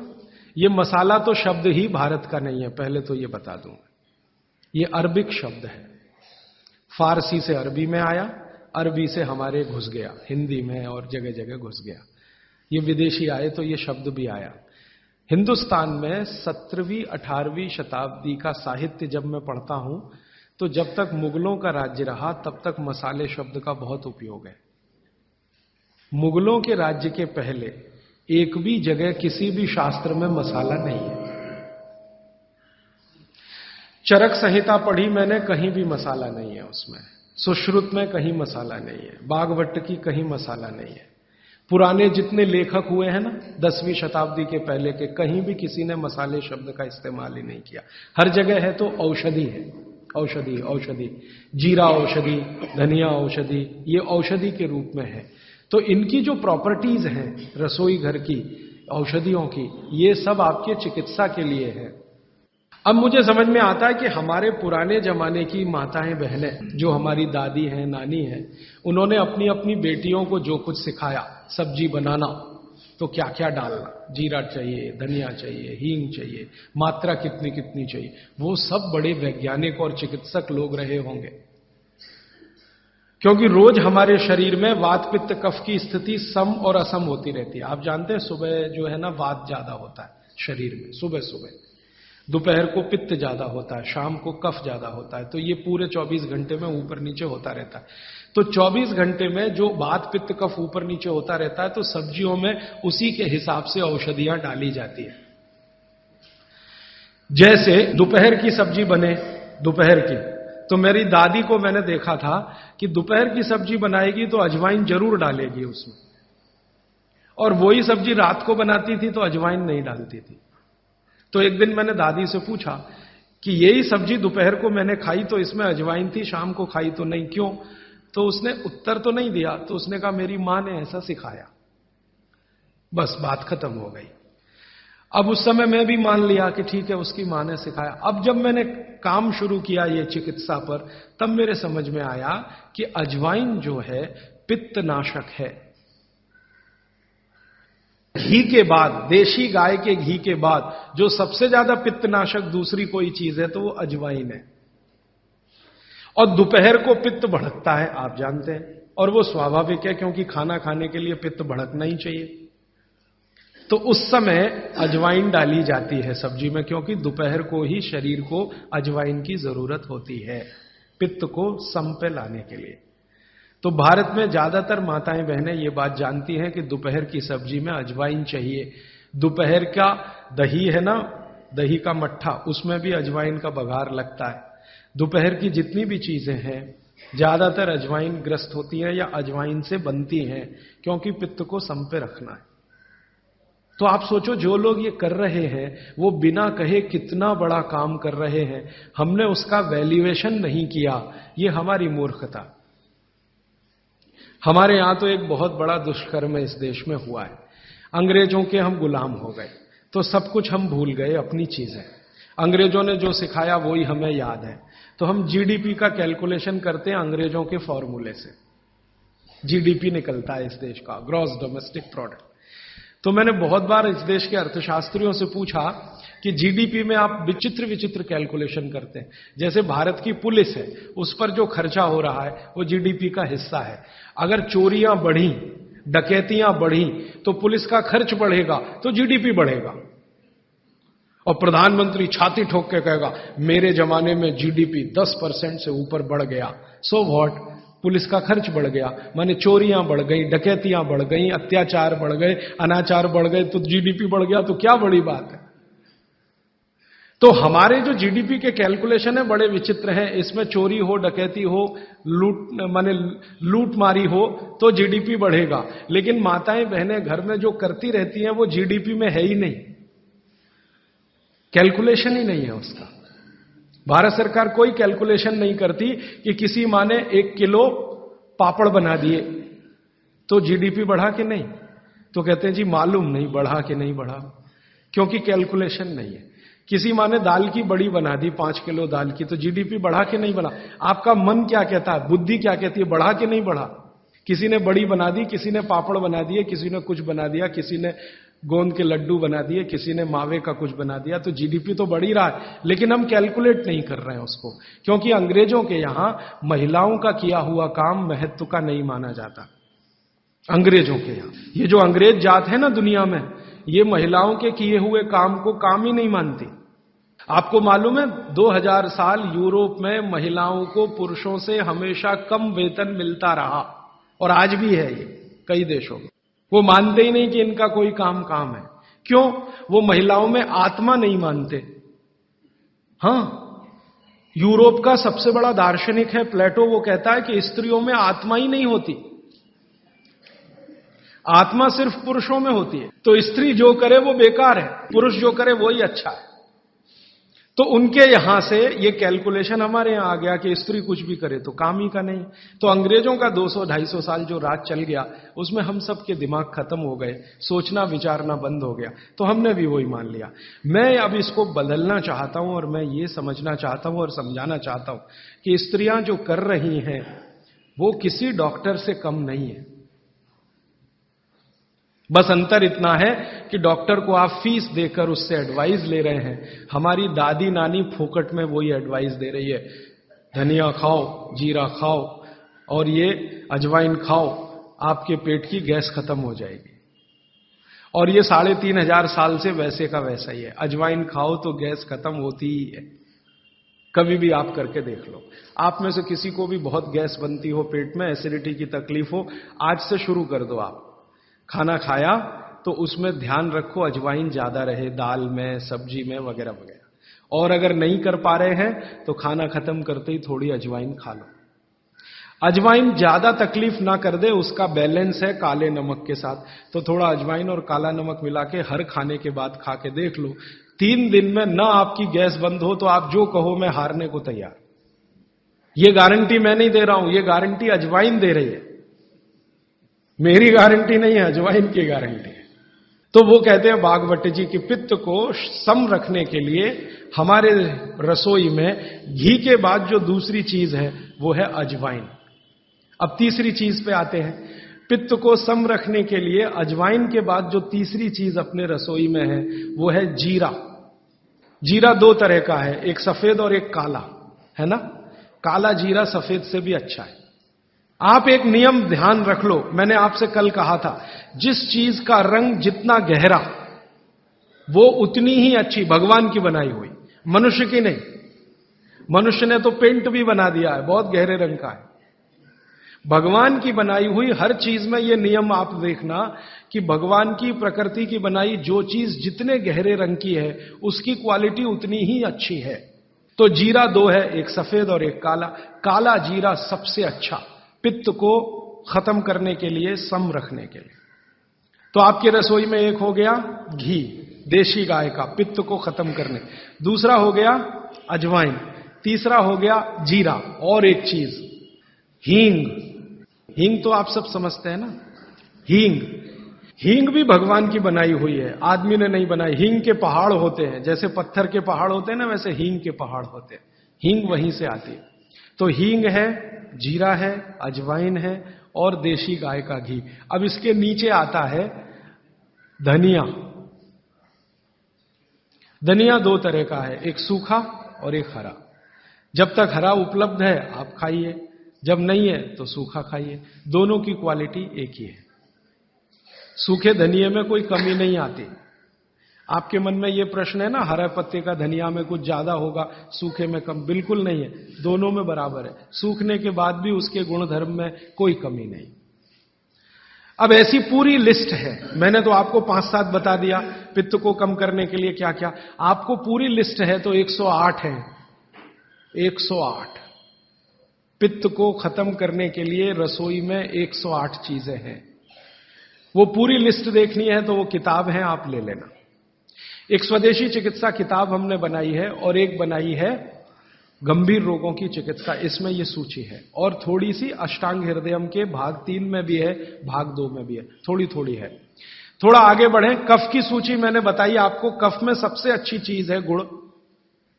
गुड़ के बाद दूसरे नंबर पर है शहद। जैन है तो शहद मत खाइए, ये मेरी भी विनती है आपको, क्योंकि नहीं तो मैं पाप का भागीदार बनूंगा जो आपसे कहूं कि शहद खाओ, और मुझे तो मोक्ष में जाना है, तो पाप की गठरी क्यों ला दूं। तो आप जैन है तो बिल्कुल शहद मत खाइए। अजैन है माने जैन नहीं है तो आप कोशिश करिए कम से कम खाएं, ना खाएं तो और भी अच्छा, क्योंकि अपने पास शहद का विकल्प है गुड़। जब गुड़ ना रहे तब सोचें। इसी तरह कफ को कम करने की और क्या चीज है अपने रसोई में। कफ को कम करने की दूसरी जो सबसे अच्छी चीज बताई भागवत जी ने, वो है सौंठ। सौंठ, सौंठ का ही एक दूसरा रूप है अदरक। अदरक से अच्छी है सौंठ। कारण क्या है, अदरक जब सूख जाता है तभी सौंठ बनती है, और अदरक का सूखने के बाद गुण बढ़ जाता है। हां, ताजा अदरक है ना, उसका गुण जितना नहीं है, सूखे हुए अदरक माने सौंठ का गुण लगभग 100 गुना बढ़ता है। इसलिए सौंठ अदरक से हमेशा अच्छी है। तो कफ खत्म करने के लिए रसोई घर में एक हो गया गुड़, दूसरी हो सौंठ, सौंठ का ऑब्लिक अदरक। अब तीसरी चीज जो सबसे अच्छी, पान। पान माने पान का पत्ता, जो आप पान खाते हैं ना, पान, ये कफ दूर करने की सबसे उत्तम औषधि। लेकिन पान भी वही चक्कर आएगा। कौन सा पान? जो गहरे रंग का। हर चीज में ये नियम है, गहरे रंग का। गहरे रंग का आप उसको कहो जी देशी पान, तो देशी पान। गहरे रंग का पान जिसका रंग बहुत गहरा हरा, एकदम काला जैसा हो तो और भी अच्छा। ये पान कफ नाशक है, बहुत ही जबरदस्त चीज है ये पान। और पान और सौंठ का बेस्ट कॉम्बिनेशन है। पान खा रहे हैं तो सौंठ डाल के खा सकते हैं, अदरक डाल के खा सकते हैं। जैन है तो सौंठ खाइए, नहीं है तो अदरक खाइए। पान, अदरक, सौंठ और ऊपर से आया गुड़। गुड़ भी मिला के पान में खाया जा सकता है। वो आप डालते ना गुलकंद, गुलकंद, गुलकंद। गुलकंद माने क्या है? गुलाब के फूल, उसकी पंखुड़ियां, उसका तो रस या उसका कुछ प्रिपरेशन प्रोसेस से, ये भी सबसे ज्यादा कफ नाशक है। अब आप देखो, जो जो चीजें पान में पड़ रही हैं वो सब कफ नाशक हैं। पान बनाने वाले सब बाघभट्ट के चेले, बिना जाने ये काम कर रहे हैं। गुलकंद आपको पान में डाल के दे रहे हैं। सौंफ, सौंफ, सौंफ, ये भी कफ नाशक है, सौंफ। फिर उसके आगे मैं बता रहा हूं प्रायोरिटी से, सबसे अच्छा कफ नाशक गुड़, फिर उसके नीचे, फिर उसके नीचे। अब सौंफ के नीचे जिसका नंबर है वो है लौंग। लवंग कहिए, लौंग कहिए, और ऐसे ही ये सूची बढ़ाते जाएं तो इसमें करीब 100 चीजें हैं जो कफ नाशक हैं हमारे रसोई में। ठीक है, अब आ जाइए वात पर। वात पर मैंने सबसे अच्छी चीज बता दी है तेल, शुद्ध तेल। शुद्ध तेल वात नाशक है। और अब जो दूसरी बात मैं कहने जा रहा हूं, इसको मैं संक्षेप में उपसंहार के रूप में कह रहा हूं कि जिन चीजों में भी पानी की मात्रा ज्यादा हो वो सभी वातनाशक हैं। जिन चीजों में भी पानी की मात्रा ज्यादा हो वो सभी वातनाशक है। जैसे दूध, आप जानते हैं दूध में तो सबसे ज्यादा पानी ही है ना। दूध को फाड़ के देख लो, सॉलिड मटेरियल तो थोड़ा ही निकलता है ना, बाकी तो पानी ही रह जाता है। तो दूध में बहुत पानी है। तो जिन चीजों में पानी ज्यादा है, भागवत जी ने सूत्र ऐसे लिखा है कि पानी युक्त चीजें, जल युक्त चीजें सभी वातनाशक हैं। तो दूध हो गया, दूध के बाद दही, दही में भी पानी ही है, आप जानते हैं। और छाछ तो सबसे ज्यादा पानी वाली है। जूस जो आप इस्तेमाल करते हैं, सभी जूस वातनाशक है। सभी जूस, संतरे का, मौसम्मी का, गन्ने का तो बहुत ही अच्छा है। अंगूर का, टमाटर का, वगैरह वगैरह, ये सब जूस वातनाशक है। तो सब तरह के जूस, दूध, दही, छाछ, ये सब वातनाशक चीजें हमारे घरों में हैं। अब आखिरी चीज भागवत जी कहते हैं कि वातनाशक, पित्तनाशक और कफनाशक ऐसी चीजें दुनिया में एक साथ मिले हैं, बहुत रेयर। वो कहते हैं कि बहुत चीजें दुनिया में हैं, कोई वात का नाश करेगा, कोई पित्त का, कोई कफ का, लेकिन कोई ऐसी चीजें भी अपने रसोई में हैं जो तीनों को नाश कर सकते हैं।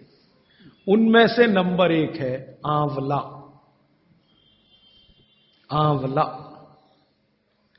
फिर दूसरा है हरडे और तीसरा है बहेड़ा और तीनों मिला के बनता है त्रिफला। ये जो त्रिफला है ना, भागवत जी इसकी इतनी बढ़ाई करते हैं, इतनी प्रशंसा उन्होंने लिखी है कि खाली त्रिफला पर ही उनके 120 से ज्यादा सूत्र हैं। 120 से ज्यादा अकेले त्रिफला पर। त्रिफला को इसके साथ खाओ, त्रिफला को उसके साथ खाओ, त्रिफला को ऐसे खाओ, त्रिफला को 120 से ज्यादा सूत्र है अकेले त्रिफला पर। और वो ये कहते हैं कि ये जो त्रिफला है, इसमें सबसे अच्छा फल आंवला, फिर बहेड़ा, फिर हरडे, ये सबसे दुनिया में अद्भुत चीज है। लेकिन इसकी मात्रा के बारे में उन्होंने जो कहा है वो ध्यान रखिए। ज्यादातर लोग त्रिफला इस्तेमाल करते हैं, करिए, बहुत अच्छा है, लेकिन मात्रा ध्यान रखिए। हम क्या करते हैं कि हर, बहेड़ा, आंवला तीनों बराबर मात्रा में मिला के त्रिफला बनाते हैं। वो कहते हैं कि ये उतना उपयोगी नहीं है, और हमने करके भी देखा। वो कहते हैं कि त्रिफला सबसे अच्छा होता है 1, 2, 3 के अनुपात में। पहला है हरडे 1 अनुपात, दूसरा है बहेड़ा 2 अनुपात और तीसरा है आंवला 3 अनुपात। अब इसको मात्रा में कहूं, अगर त्रिफला बनाना है तो हरडे लेना 100 ग्राम, बहेड़ा लेना 200 ग्राम और आंवला लेना 300 ग्राम। तो ये 100, 200, 300 ग्राम की मात्रा में आप जो त्रिफला चूर्ण तैयार करेंगे, वो कहते हैं ये अद्भुत है, वात, पित्त, कफ तीनों का नाश करता है, तीनों का। अब वात, पित्त, कफ तीनों से आप अगर ग्रसित हैं तो आप त्रिफला जरूर लीजिए। कैसे लाएं? त्रिफला लेने के 2 नियम बताए उन्होंने, एक रात को और एक सवेरे। सवेरे का नियम उनका यह है कि सवेरे सवेरे अगर त्रिफला खाएं तो गुड़ के साथ, नहीं तो शहद के साथ, गुड़ या शहद। वैसे ही आप तय कर लीजिए, जैन है तो गुड़, अजैन है तो शहद। तो सवेरे का त्रिफला खाएं तो गुड़ या शहद के साथ, रात का त्रिफला खाएं तो दूध के साथ या गर्म पानी के साथ। त्रिफला तो एक ही है ना, सवेरे भी त्रिफला ही खा रहे हैं, रात को भी, लेकिन भागवत जी कहते हैं असर अलग अलग है दोनों के। रात को जो आप त्रिफला खाएंगे दूध के साथ या गर्म पानी के साथ, तो ये त्रिफला रेचक है। रेचक शब्द उन्होंने इस्तेमाल, रेचक माने पेट को साफ करने वाला, बड़ी आंत की सफाई करने वाला, शरीर के सब अंगों की सफाई करने वाला, झाड़ू लगाने वाला जो व्यक्ति, वो रेचक।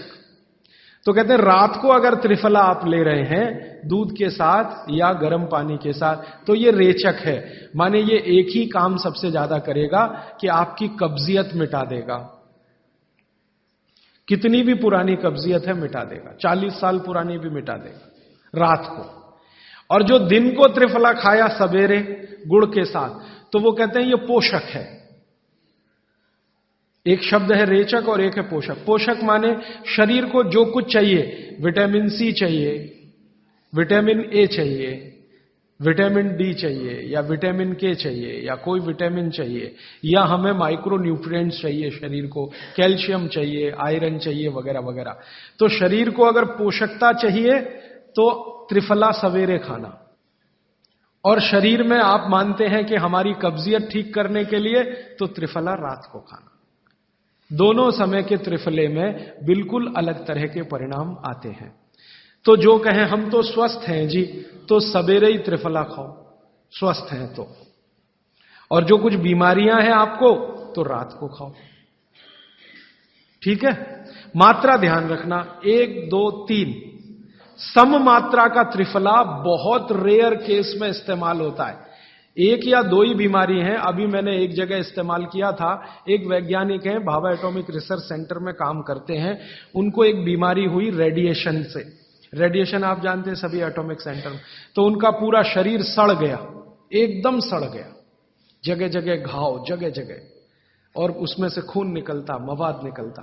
वो बेचारे इतने परेशान, इतने हैरान, कहां कहां जा जाके, अमेरिका, कनाडा, सब जगह, कुछ इलाज हुआ नहीं, कोई रिलीफ मिला नहीं। कपड़ा भी नहीं पहन सकते, ऐसी स्थिति थी, हमेशा नंगे बदन रहते थे। तो ऐसे ही किसी ने मुझे उनके बारे में बताया। बंबई तो मैं अक्सर जाता रहता हूं कि राजीव भाई एक ऐसे व्यक्ति हैं। तो मैं उनको गया था मिलने और देखने, तो मैंने देखा सच में हालत बहुत खराब थी। तब मैंने उनसे कहा कि आप बहुत परेशान हैं। हाँ बहुत परेशान हूं, दवा सब काम लेके देख ली, कुछ उपयोग होता नहीं। मैंने कहा मैं होम्योपैथी दूं? उन्होंने कहा होम्योपैथी मैं नहीं लेना चाहता। तो मैं पूछा चलो आप फिर एक काम करो, त्रिफला चूर्ण खाओ बस, और कुछ मत करो। तो उन्होंने त्रिफला चूर्ण शुरू किया। ये मैंने बताया 1 2 3 शुरू किया। 3-4 महीने में रिजल्ट बहुत थोड़ा आया, थोड़ा आया। फिर मैंने कहा मात्रा बदल के देखते हैं। फिर उनकी सब मात्रा की मैंने, बराबर जितनी मात्रा आंवला, बराबर उतनी मात्रा बहेड़ा, बराबर उतनी हरडे। अभी स्थिति यह है कि वो बिल्कुल ठीक है। 1-1.25 साल उनको हुआ त्रिफला खाते खाते, बिल्कुल ठीक है, और पहले से ज्यादा प्रफुल्लित है, पहले से ज्यादा एनर्जेटिक है। आप जानते हैं रेडिएशन का दुनिया में इलाज नहीं है। ये उदाहरण मैंने जानबूझ के दिया, ऐसे सैकड़ों उदाहरण है मेरे पास। रेडिएशन का दुनिया में इलाज नहीं है, लेकिन त्रिफला चूर्ण के पास उसका इलाज है। अगर यही त्रिफला चूर्ण अमेरिका में हुआ होता ना, यूरोप में हुआ होता, तो अब तक इस पर पेटेंट लेकर करोड़ों डॉलर कमाए होते उन्होंने। ये हमारे यहां प्रचंड मात्रा में है, हर घर में है, हर गांव में है, इसलिए हमें इसकी कीमत नहीं मालूम। मैं आपसे फिर कह रहा हूं, आपके सोचने का नजरिया बदल दीजिए। प्रकृति ने जो चीजें प्रचंड मात्रा में हमको दी हैं, वो उतनी ही कीमती हैं। वो प्रकृति की हमारे ऊपर कृपा है, जो हमारी जरूरत के हिसाब से दी है। आंवले का इतना उत्पादन इस देश में होता है, आप जानते हैं। बहेड़ा इतना मिलता है, हरडे इतना मिलता है, और लगभग फोकट की स्थिति में मिलता है। अब पता नहीं कौन कौन लोग उसी आंवले को 200-250 रुपए किलो च्यवनप्राश बना के बेच लेते हैं। ये जो च्यवनप्राश है ना, ये त्रिफला चूर्ण से कई गुना नीचा है। च्यवनप्राश पे जितना खर्चा कर रहे हैं, उससे बहुत कम खर्चे में आप त्रिफला खाइए, च्यवनप्राश से भी ज्यादा असर है। तो मेरी आपको आज के लिए ये आखिरी सूत्र थी कि आप अपने जीवन में वात, पित्त, कफ तीनों को सम रखना चाहते हैं, तो आंवला, हरडे, बहेड़ा, आंवला, इन तीनों का उपयोग करना सीख लीजिए। घर में हमेशा इसको डब्बे में बना के पाउडर के रूप में रख लीजिए। अब आप कहेंगे इन तीनों को एक साथ खाएं, आप अकेला आंवला भी खा सकते हैं। आंवला तीनों दोष दूर करता है, वात, पित्त, कफ। हरडे तीनों दोष दूर करता है, वात, पित्त, कफ। और बहेड़ा तीनों दोष दूर करता है, वात, पित्त, कफ। इसलिए भागवत जी कहते हैं सर्वोत्तम फल यही है, आंवला, हरडे, बहेड़ा। दूसरे फलों से कई गुने ज्यादा ताकतवर यही फल है, आंवला, हरडे, बहेड़ा। अब आपको आखिरी एक छोटी सी बात कह दूं कि आप में से किसी को भी यह तकलीफ है कि आपके शरीर में मेद बढ़ा हुआ है, मेद माने मांस बढ़ा हुआ है, बहुत लोग परेशान है, मोटापा, मेद माने कफ बढ़ा हुआ है, सीधी सी बात। तो आप त्रिफला खाइए। कब खाना है? आपको रात को नहीं खाना है, सवेरे खाना है। जिनको भी मांस बढ़ा है शरीर पर, मेद बढ़ा है, उनको अगर छाटना है, इसको कम करना है, तो त्रिफला सवेरे खाना, आंवला सवेरे खाना। आप त्रिफला नहीं खा सकते तो आंवला ही खा लीजिए। 4 आंवले, 3 आंवले रोज खा लीजिए। आंवले को मुरब्बा बना के खा लीजिए, मुरब्बा को और आंवले का अचार बना के खा लीजिए, आंवले की चटनी बना के खा लीजिए, जैसे भी है आंवला खा लीजिए।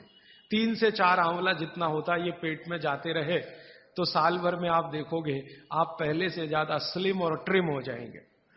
और आंवले के बारे में आज के जो वैज्ञानिक कह रहे हैं, आज के, वो कहते हैं कि दुनिया का सबसे अच्छा एंटीऑक्सीडेंटल फल कोई है तो वो यही है।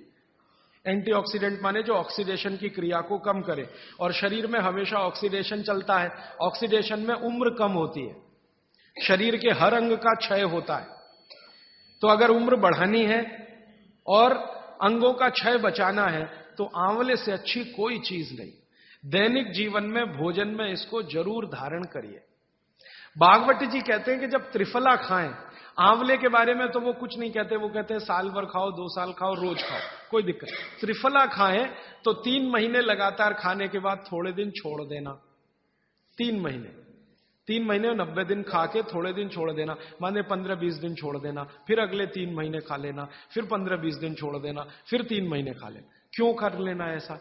वो कहते हैं कि ये छोड़ना जरूरी है बीच में, नहीं तो शरीर को आदत लग जाती है, और वो आपने अगर छोड़ा नहीं तो आपको कुछ दुष्परिणाम भी दे सकता है। लगातार अगर त्रिफला खाया तो कई दिन ऐसा लगेगा कमजोरी आ गई, अगर बीच में छोड़ा नहीं तो। छोड़ के खाना। अब किसी व्यक्ति के लिए ये छोड़ने का समय है वो 3 महीने से थोड़ा पहले भी हो सकता है, ज्यादा भी हो सकता है, इसलिए मैंने बीच का बताया। 3-3 महीने करके छोड़ छोड़ के खाना। अब आज के लिए सूत्र इतना ही, आगे प्रश्न। जी, मात्रा कितनी? मात्रा में बता देता हूं। जिनको वजन कम करना है, वजन कम करने के लिए त्रिफला या आंवले का उपयोग करना है तो आंवला 3 से 4 और त्रिफला हमेशा बड़ा टी स्पून, एक तो छोटी चम्मच होती है, एक थोड़ी बड़ी चम्मच, तो 1 चम्मच, हाँ, गुड़ के साथ सुबह, नहीं तो शहद के साथ। और जिनको रेचक के रूप में उपयोग करना, पेट साफ करने के लिए, आंतों की सफाई करने के लिए, वो रात को खाएं। रात को भी आंवला लगभग 1 चम्मच, लेकिन छोटी चम्मच। कैसे खाना है? गुड़ के साथ कैसे मिलाएं? आंवले का चूर्ण आपके पास है, थोड़ा गुड़ ले लो, चूर्ण और गुड़ को ऐसे हाथ से मसल दो, वो लड्डू जैसा हो जाएगा, गुड़ उसको अपने में समा लेगा, फिर गुड़ खा लो। पीछे से थोड़ा दूध पी लो। मैंने आपको कहा था कि भागवत जी कहते हैं कि दूध एक ही चीज के साथ पिया जा सकता है, वो है आंवला। क्या कहते हैं बहेड़ा को? तानी।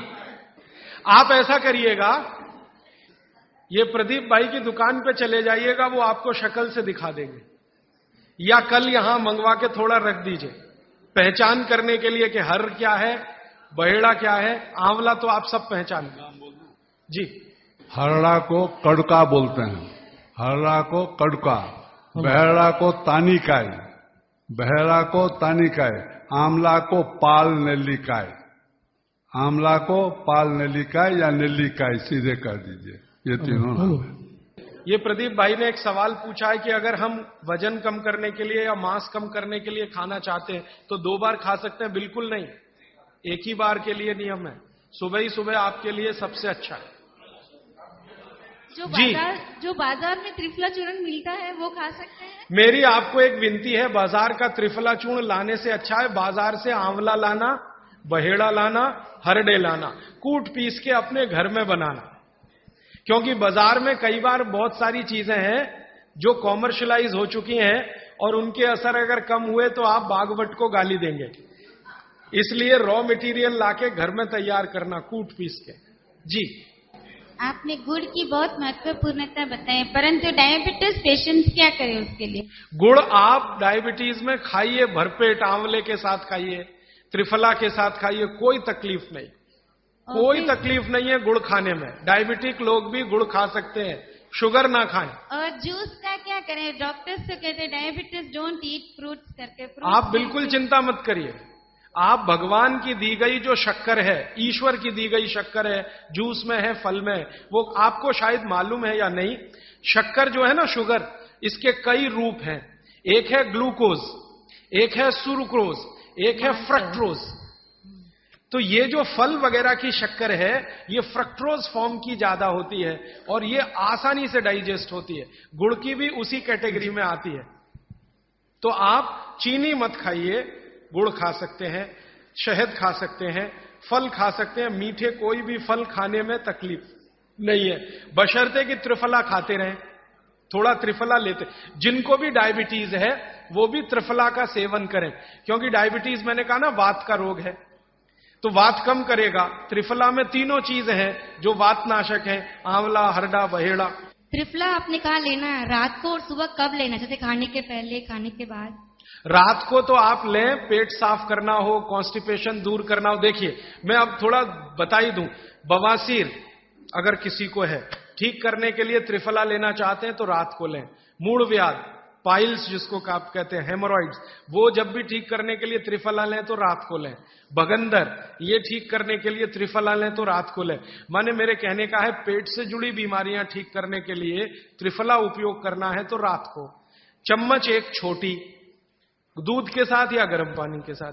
और अगर आपको मांस कम करना है, कफ नाशक बीमारियां, कफ से जुड़ी हुई बीमारियां, तो सुबह खाने के बाद लेंगे रात को, और सवेरे लेंगे खाने के पहले, खाने के ही नहीं नाश्ते के भी पहले 40 मिनट, नाश्ता करने से 40 मिनट पहले। जी आपने बताया कि त्रिफला 1, 2, 3 के अनुपात में बनावे हैं, तो आपने जो मुंबई वाली बात करी, तो मुंबई वाले भाई साहब को पहले आपने 1, 2, 3 के अनुपात वाला ये त्रिफला दिया, वो जब बराबर काम नहीं किया तो फिर आपने समकालीन दिया और वो बिल्कुल ठीक हो गए। तो ये क्या प्रोसेस हुआ? हाँ, ये सवाल थोड़ा टेक्निकल है। इसमें हुआ क्या कि जब आंवले में हरडा, बहेड़ा और आंवले को 1, 2, 3 के अनुपात में हम रखते हैं तो आंवला ज्यादा है। आप निश्चित रूप से देखें 3 मात्रा है, आंवला ज्यादा है। आंवला माने विटामिन सी का भंडार, आंवला माने कैल्शियम का भंडार, आंवला माने ये, आंवला माने वो। तो अब जब बीमारी उनको रेडिएशन की थी तो ऑलरेडी उनके शरीर का विटामिन सी बढ़ा हुआ है, क्योंकि रेडिएशन से वो एक्स्ट्रा होता है। तो हमने देखा आंवला अगर मात्रा उनके साथ है तो वो काम नहीं कर पा रहा है इतना, जब 3 मात्रा का है, क्योंकि जो चीज पहले से बढ़ी है वो और बढ़ाएगा। तो फिर हमने इसको कम कर दिया, हरडे और बहेड़ा को बढ़ा दिया, तो सम हुआ, तो रिजल्ट तुरंत आ गया। तो ये रेडिएशन जैसे गंभीर बीमारियों में, कैंसर जैसे गंभीर बीमारियों में इस तरह का उपयोग होता है आंवला, हरडे, बहेड़े का बराबर मात्रा में। लेकिन बाकी जो साधारण बीमारियां हैं उनमें 1, 2, 3 ही रहता है, क्योंकि आपको कई जगह कैल्शियम की जरूरत है, विटामिन सी की भी। जितने लोग मोटे हैं उतना शरीर में विटामिन सी कम, जितने लोग मोटे हैं उतना कैल्शियम कम। तो कैल्शियम कम है, विटामिन सी कम है, तो मैं आपसे कहूंगा ही कि आंवला 3 मात्रा में लो, तो वो बढ़े तो बाकी चीजें कम हो। तो ये चक्कर है, ये थोड़ा टेक्निकल प्रोसेस है, आप लेकिन समझ जाएं, सरल भाषा में मैंने कोशिश की है बताने की। जी। In 1992, I went to Rajasthan. I studied Jainism. I have been following. I was 120 kg with top to bottom all diseases. Today, I am standing without any disease. I am 66. I am following 100% Swamiji's. I don't take idli, chapati or sugar. Particularly white sugar is nothing but carbon. Nothing but carbon. Carbon, charcoal koi खाएगा. The same way, the refined oil, nothing but again carbon. Asphalt, road के डालेगा ना, tar, that is. So, what he said, I learned it in Rajasthan. I was 127 kilo. Now I am just 49 or 50 kilo without any disease. From top to bottom, including lung cancer and mouth cancer, I cured without any medicine, only by food, the Swamiji's food. I have to thank Jainism. But one sorry state, kindly all Jains follow, not attending here, follow it. Don't listen and forget it. All these things have to go into your heart and eat healthy, live healthy. Thank you. मेरे पास एक कागज में लिखा हुआ प्रश्न आया है, छोले की दाल और दही साथ में खा सकते हैं? आप ये देखो, छोला द्विदल है क्या? है तो नहीं। और खाना है तो तरीका मैंने बताया, दही गर्म करके बघार लगा के। तो जो भी चीज द्विदल है उसके साथ दही खाएं तो बघार लगा के, तब उसकी तासीर गर्म होती है, तभी खाएं। धन्यवाद।